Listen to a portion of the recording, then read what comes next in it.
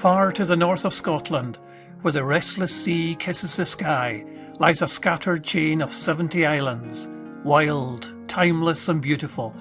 These are the Orkney Islands, where the land tells stories of ancient peoples, Vikings, resilient communities, and a landscape shaped and honed by the wind and waves. Here, where the Atlantic meets the North Sea, the elements have carved out a rugged coast. The cliffs stand tall, guardians of the island, their faces worn by centuries of relentless surf and storm. Beyond the cliffs, the land softens into gentle pastures, a tapestry of greens and golds.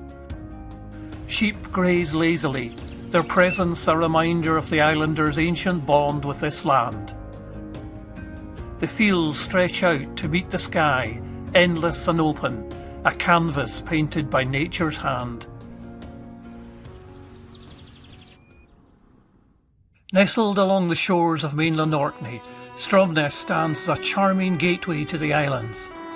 This historic town, with its winding streets and stone-built houses, is a place where the past and present coexist. The heart of Stromness lies in its very narrow lanes, where time seems to slow down. The stone houses with their slate roofs and colourful doors stand close together, creating a sense of intimacy and warmth. Here every twist and turn offers a glimpse into the town's past. Once a bustling port for whalers and traders, today Stromness is a hub for fishing boats and ferries, a lively point of connection to the wider world. The town's maritime legacy is etched in the weathered stones and cobbled streets, a testament to its enduring spirit.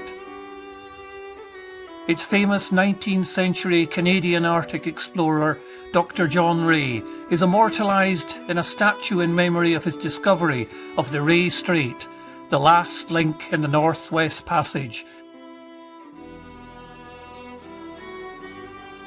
On the road that links Stromness to Kirkwall lies the Neolithic stones at the Ring of Brodgar. Orkney is a land steeped in history, where the ancient and the modern coexist. The stones of the Ring of Brodgar rise from the earth, silent sentinels of a bygone era. These Neolithic monuments, shrouded in mystery, stand as testaments to a time when the stars guided our ancestors and the seasons shaped their lives. Surrounded by hills and water, the Ring of Brodgar is part of a wider landscape of Neolithic monuments. Here, amidst the open skies and vast horizons, one can still feel the echoes of ceremonies that celebrated life, death, and the mysteries of existence. Just a short distance away is the standing stones of Stennis. Tall and imposing, these megaliths have stood for over 5,000 years, silent witnesses to the passage of time. Their purpose, shrouded in mystery, evokes a deep connection to ancient rituals and cycles of the sun and moon. The city of Kirkwall, the vibrant heart of Orkney and its bustling capital, where the past and present intertwine seamlessly. The town's narrow streets, lined with charming stone buildings, lead visitors on a journey through time, from Neolithic origins to its rich Norse heritage. Kirkwall is dominated by the imposing presence of St Magnus Cathedral, dating back to 1137. At that time, cousins Jarl or Earl Magnus and Jarl Hakon ruled Orkney jointly. They met on the island of Egilsey in 1116, supposedly to resolve a dispute. Instead, Jarl Magnus was killed. He was later made a saint, and the new cathedral was built to enshrine his relics.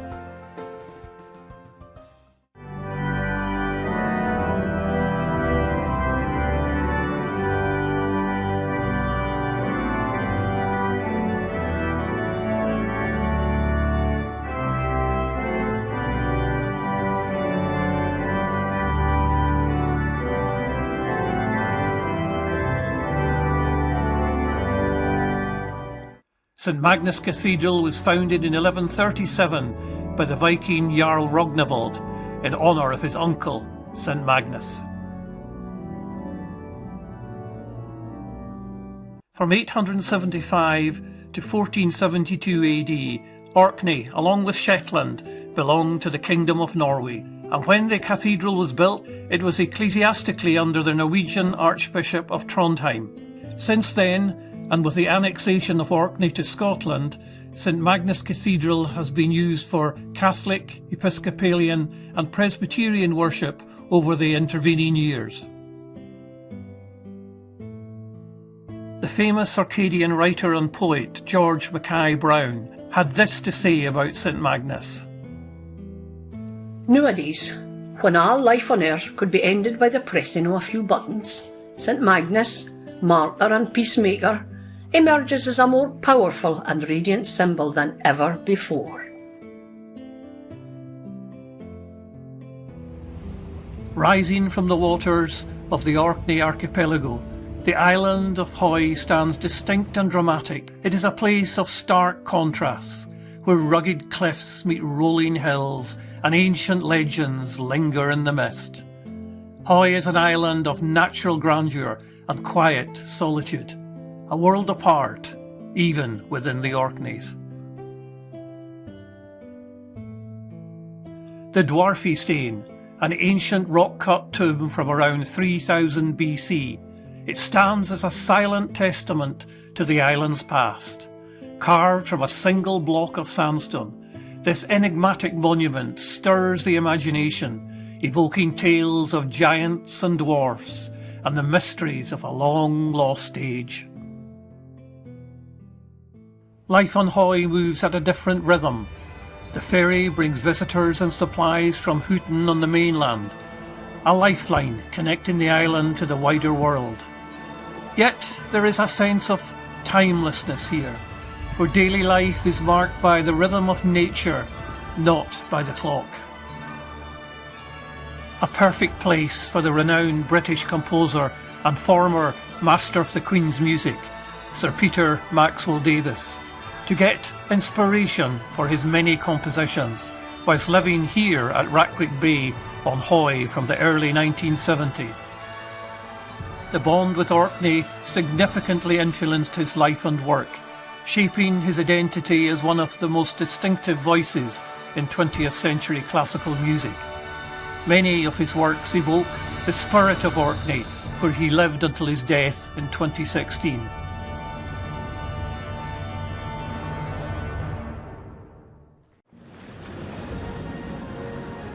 On the windswept shores of mainland Orkney, overlooking Einhallow Sound, lies the Broch of Gurness, an ancient Iron Age settlement.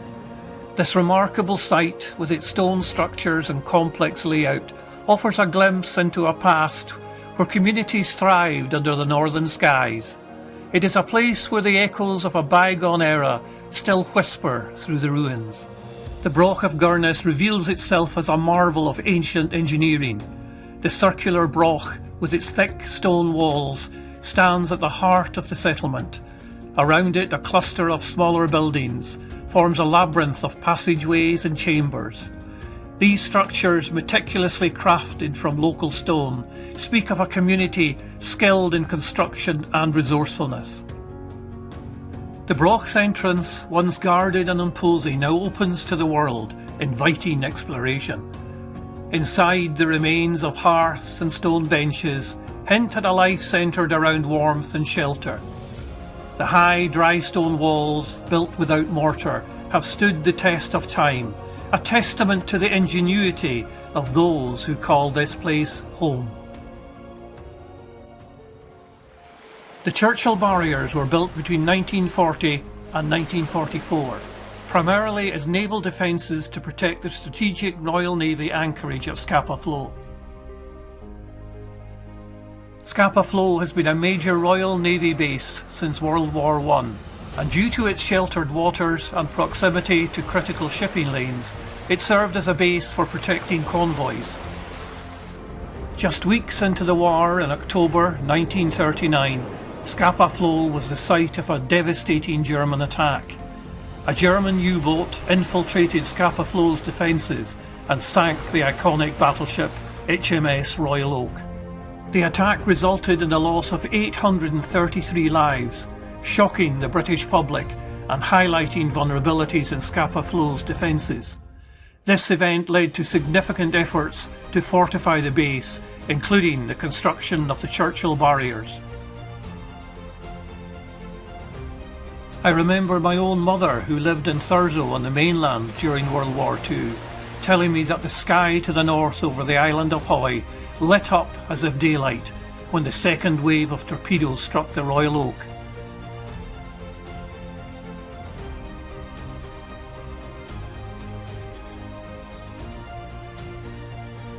During the war, my mother worked on the Jellicoe Express trains, which ran a daily direct service between Thurso, the northernmost rail terminus in the UK, and London Euston. This was a 717-mile, 21.5-hour journey, taking service personnel and prisoners of war to and from Scapa Flow and other bases up and down the country. Nowadays, the Churchill barriers serve as road links connecting the mainland to the southern islands of Lambsholm, Glimpsholm, Bury and South Ronaldsay.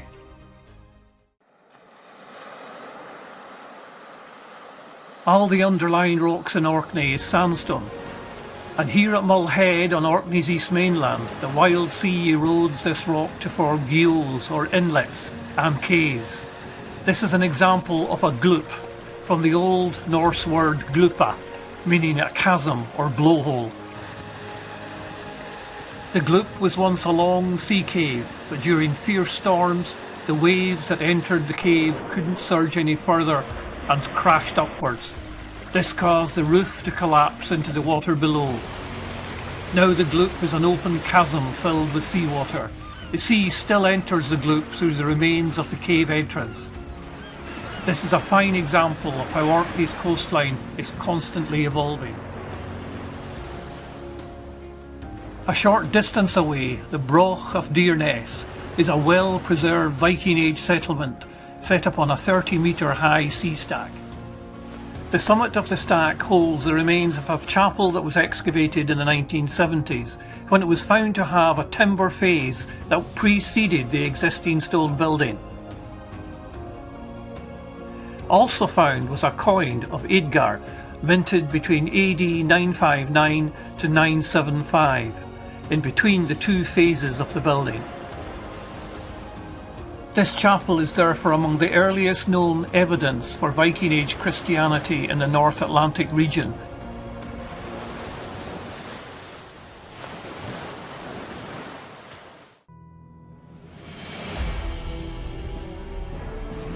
Orkney is not merely a repository of stones and relics. It is a portal to understanding the deep roots of humanity, from the Neolithic monuments to the enduring Norse presence. Each discovery draws us closer to the people who first shaped this land with their hands and with their dreams. Here the past is not buried, but alive.